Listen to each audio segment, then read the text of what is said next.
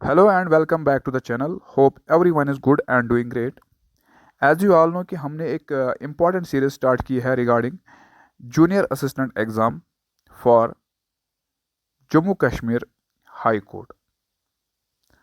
आपको पता होगा कि हमने एक इम्पॉर्टेंट सीरीज स्टार्ट की थी जिसमें हमने बहुत सारे टर्म्स डिस्कस किए हैं जो कि कोर्ट में इस्तेमाल की जाती है। ठीक है, यानी जो जॉब रिलेटेड अवेयरनेस है इसमें कोर्ट टर्म्स का भी मेंशन किया गया है या इसमें इंडियन जुडिशरी की बात की गई है। तो उसके भी जितने भी एमसीक्यूज़ बनेंगे, चाहे सुप्रीम कोर्ट के एमसीक्यूज़ बनेंगे, चाहे high court of Jammu Kashmir के एमसीक्यूज़ बनेंगे, चाहे हर एक को हम डिस्कस करेंगे। ठीक है, जो जितना भी यहाँ पे इंडियन जुडिशरी में बनता है उन हर एक पॉइंट को हम कवर अप करेंगे। तो फिलहाल हम यहाँ पे कवर अप कर रहे हैं कि जितने भी टर्म्स बनते हैं उनको हम यहाँ पे कवर अप कर रहे हैं। ठीक है, so this is the part 4 of this series. Already हमने 3 पार्ट इसके अपलोड किए हैं। अगर आपने उन वीडियोज़ को अभी तक नहीं देखा है तो लिंक आपको डिस्क्रिप्शन में मिलेगी या फिर आप प्ले लिस्ट में जाके उन वीडियोज़ को चेकआउट कर सकते हो। ओके, तो चलिए आज का वीडियो स्टार्ट करते हैं।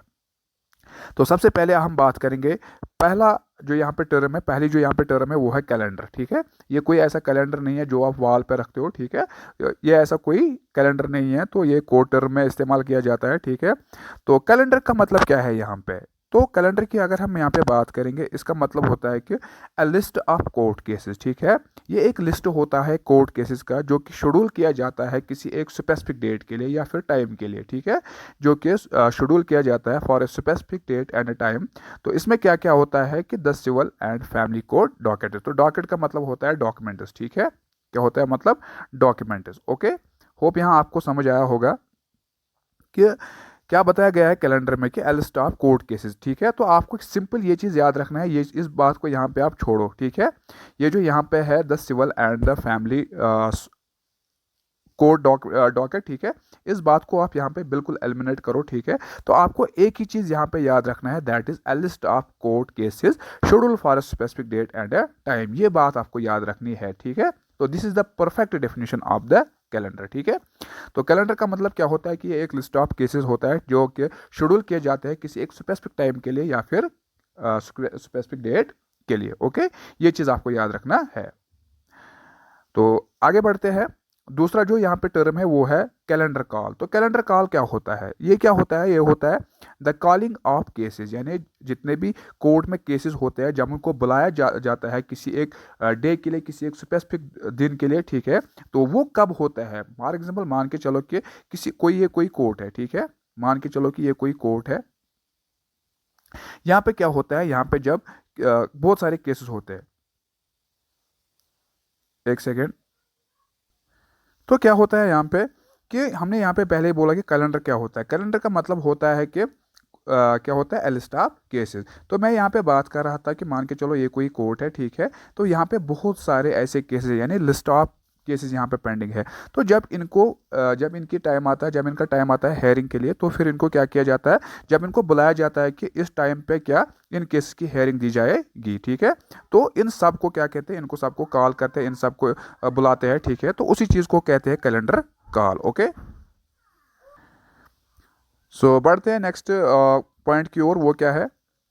वो ये है कि केस। केस क्या होता है? मतलब आप सबको पता होगा ये चीज़ कि केस क्या होता है।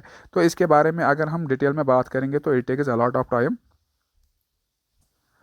तो देखिए कि यहाँ पे अगर केस की बात करेंगे, ठीक है, मान के चलो कि कोई एक पर्सन है, ये कोई पर्सन है। ठीक है, दिस इज द पर्सन। ठीक है, तो इसने कोई क्राइम किया है। ठीक है, इसने कोई क्राइम किया है, पहले इसको कस्टडी में लेंगे। ठीक है, अगर ये फिर क्या हुआ, अगर ये कन्विक्टेड हुआ है, यानी अगर इसको ने अपनी गलती एक्सेप्ट की, यानी इसको पता है कि मैंने ये क्राइम किया है, फिर इसको कहाँ पे लिया जाता है? इसको कोर्ट में लिया जाता है जहाँ पे इसका मतलब केस चल रहा होता है। ठीक है, फिर उसको जज की ओर से जो हेयरिंग दी जाती है, जो सज़ा सुनाया जाता है। ठीक है, कि अगर इसने मान के चलो कोई चोरी किया है या किसी का मर्डर किया है, तो उसके बाद इसको क्या किया जाता है? इसको इम्प्रिजन किया जाता है, यानी जितना भी सज़ा इसको जज की ओर से दिया जाएगा फिर उसको उस टाइम तक कस्टडी में रखा जाता है, यानी इसके ऊपर एक केस चलता है। ठीक है, तो सिंपल भाषा में अगर हम कहेंगे कि इसके ऊपर कोई केस चलता है, या अगर इसने चोरी किया है तो चोरी का केस के ऊपर चलेगा, या फिर अगर इसके ऊपर इसने मर्डर किया है तो इसके ऊपर मर्डर का केस चलेगा। फिर आता है केस कॉन्फ्रेंस। तो केस कॉन्फ्रेंस क्या होता है, ठीक है। तो केस कॉन्फ्रेंस होता है कि a meeting scheduled by the court, एक मीटिंग शेड्यूल किया जाता है किसकी ओर से, कोर्ट की ओर से, टू रिव्यू द केस, ठीक है। यानी फॉर एग्जांपल अगर ये कोई पर्सन है, ठीक है, या मान के चलो दिस इज द पर्सन, अगर इसके ऊपर कोई केस चल रहा है तो कोर्ट क्या करता है, कोर्ट एक मीटिंग शेड्यूल करता है ताकि जो ये पर्सन है इसके केस को रिव्यू किया जाए, इसके केस को देखा जाए, ठीक है, इसके केस को सही तरीके से रिव्यू किया जाए, ठीक है। उस चीज को हम कहते हैं case conference. Okay, so next term is that is case file. तो केस फाइल क्या होता है, the court file containing papers submitted in a case, ठीक है। तो देखो क्या होता है, ये जो पर्सन है, ठीक है, जिसकी हम बात कर रहे थे अभी तक, इसके खिलाफ कोई केस चल रहा है, ठीक है। तो जब इसके खिलाफ कोई केस चल रहा है तो इसने कुछ डॉक्यूमेंट यानी एफिडेविट बनाया होगा, ठीक है, किसी जो इसका लॉयर होगा, ठीक है, इसने बहुत सारे ऐसे एफिडेविट बनाए होंगे या ऐसे कुछ फाइल या ऐसे कुछ डॉक्यूमेंट्स बनाए होंगे, तो इनको फिर एक फाइल में बना रखा जाता है, ठीक है। यानी जो क्या करता है, the court file containing paper, जितने भी इनने पेपर सबमिट किए होंगे या जितने भी इनने एफिडेविट या जितने भी इनके डॉक्यूमेंट्स होंगे, ठीक है, तो वो एक फाइल में रखा जाता है, ठीक है। तो जो ये फिर क्या होता है, the court file containing paper is submitted in A case, जो इनको सबमिट करना होता है किसी केस के लिए, ठीक है। तो उस चीज को हम कहते हैं केस फाइल। यानी केस फाइल का मतलब ही क्या होता है कि द कोर्ट फाइल, यानी जो एक कोर्ट फाइल होती है जो कंटेन करता है पेपर्स जो इनके सबमिट करनी होते हैं कहाँ पे, केस के लिए, ठीक है। So next is cash flow coordinator. Cash flow coordinator हम किसको कहते हैं, a person who keeps track of your case and supervises the scheduling of hearing and trials, ठीक है। तो केस फ्लो कोऑर्डिनेटर एक हम ऐसे पर्सन को कहते हैं जो क्या करता है, जो आपके केस को, मान के चलो कि अभी तक हम इसकी बात करेंगे तो अब भी हम इसकी बात ही करेंगे, ठीक है। मान के चलो कि इसके खिलाफ कोई केस चल रहा है, तो अब इसको ये जो वहाँ पे केस फ्लो कोऑर्डिनेटर होगा तो ये क्या करेगा, ये इसके केस को क्या करेगा, इसके केस को ट्रैक करेगा, ठीक है। यानी इसके केस को देखेगा, इसके केस को वो ट्रैक करेगा और उसके क्या करेगा, इसको सुपरवाइज करेगा, ठीक है।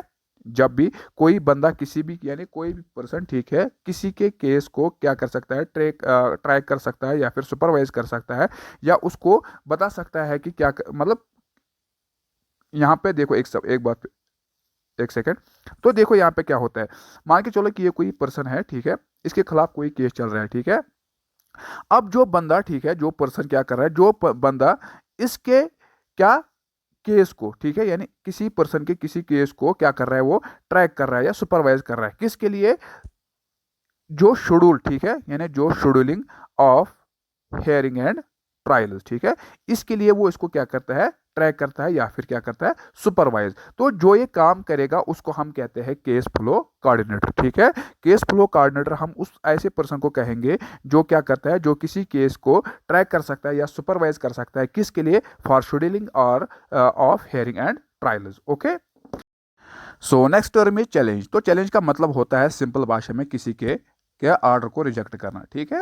यानी किसी के ऑर्डर को रिजेक्ट करना। तो यहाँ पे किसको वो रिजेक्ट करता है, कोर्ट में। यानी फॉर एग्जांपल अगर दिस इज द पर्सन, ठीक है, अगर ये कोई पर्सन है, मान के चलो ये कोई पर्सन है, तो इसके खिलाफ केस चल रहा है, तो अब जब हेयरिंग होगी, जब जज ने फैसला सुनाया, तो ये बंदा इसको क्या कर रहा है, इसको फैसले को रिजेक्ट कर रहा है, दैट मीन्स ये चैलेंजिंग हिज ऑर्डर, ठीक है। तो उसका मतलब होता है कि ये इसको कंप्लीटली रिजेक्ट करता है। जब वो इसको कंप्लीटली रिजेक्ट करेगा तो इसका मतलब इसने इसके ऑर्डर को क्या किया, चैलेंज किया, ठीक है। तो इस चीज को हम चैलेंज कहते हैं, यानी किसी के ऑर्डर को, यानी यहाँ पे किसके ऑर्डर को हम रिजेक्ट कर रहे हैं, तो यहाँ पे वो किसको, जज के ऑर्डर को वो रिजेक्ट कर रहे हैं, ठीक है।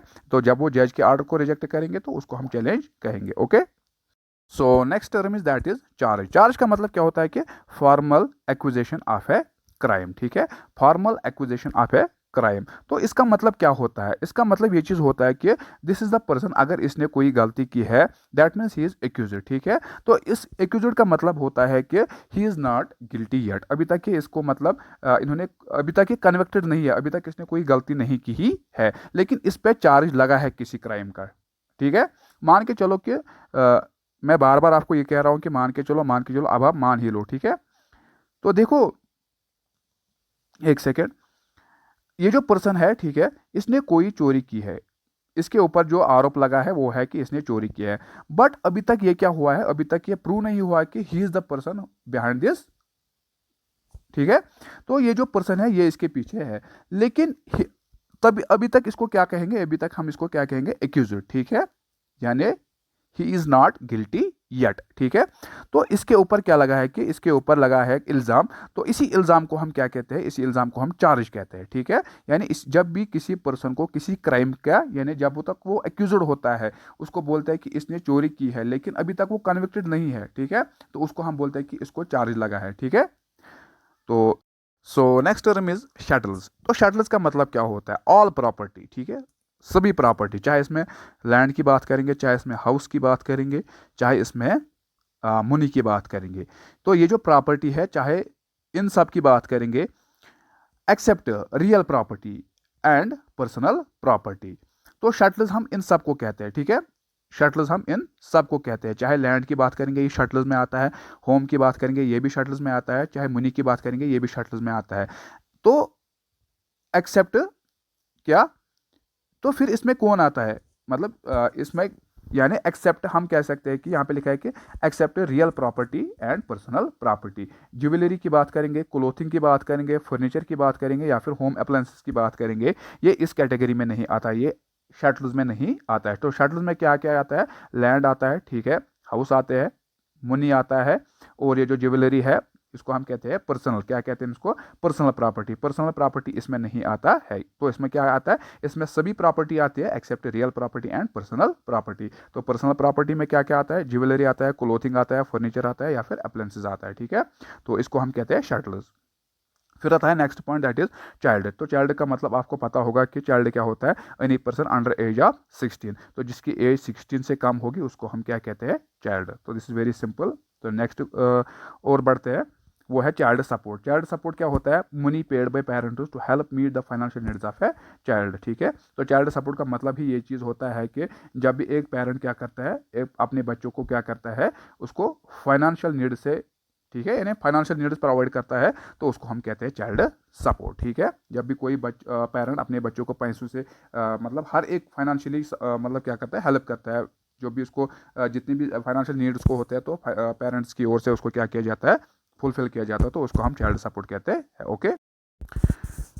तो यहाँ पे है कंटेम्प्ट ऑफ कोड, ठीक है।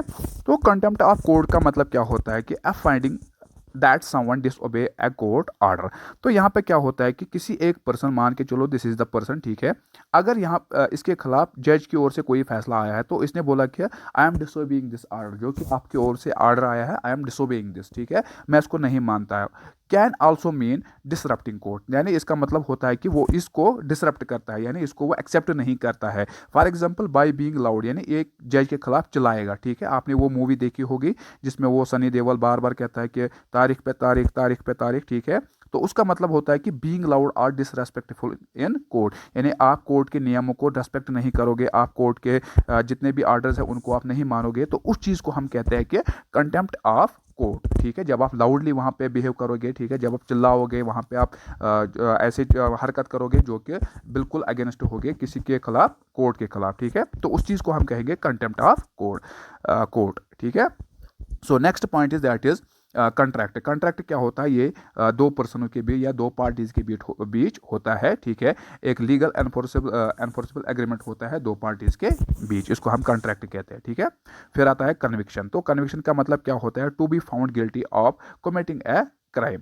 तो एक होता है एक्यूज्ड। एक्यूज्ड की हमने अभी तक बात की है। एक्यूज्ड का मतलब क्या होता है कि अगर आपने आपके इल्ज़ाम कोई आपके ऊपर कोई चार्ज लगा है कि आपने कोई गलती की है, आपने कोई क्राइम किया है, लेकिन अभी तक ये साबित नहीं हुआ कि यू हैव डन इट, तो उसका मतलब होता है कि आप एक्यूज्ड हो। अगर आप ये प्रूव हुआ कि you are the person behind this, ठीक है, आपने ये गलती की है, तो उसको हम कहते हैं कन्विक्टेड, ठीक है, या हम कह सकते हैं कन्विक्शन, ठीक है, टू बी फाउंड गिल्टी। या जब आपको क्या किया जाता है, जब आपको कसूरवार पाया जाता है, तो आप चीज़ को हम कहते हैं conviction. So next point is that is court clerk. Court clerk the person who maintains the official court record of your case. जब भी कोर्ट में आपके खिलाफ कोई केस चलता है, तो उसका रिकॉर्ड जो मेंटेन करता है उसको हम कहते हैं कोर्ट क्लर्क, ठीक है। The court clerk office receives all court papers and assigns hearing date. जब भी हियरिंग डेट होता है, तो ये जो कोर्ट क्लर्क होता है वो इन सब को रिसीव करता है, जितने भी पेपर्स होते हैं, जितने भी असाइन्स होते हैं, उनको वो क्या करता है, उनको वो रिसीव करता है, okay. So that was all about today's video. Hope you like this video. अगर आपको वीडियो पसंद आए तो वीडियो को लाइक कीजिए और अपने फ्रेंड्स के साथ शेयर कीजिए। मिलते हैं इंशाल्लाह नेक्स्ट वीडियो में और नए टर्म्स के साथ। तब तक के लिए अल्लाह हाफिज़।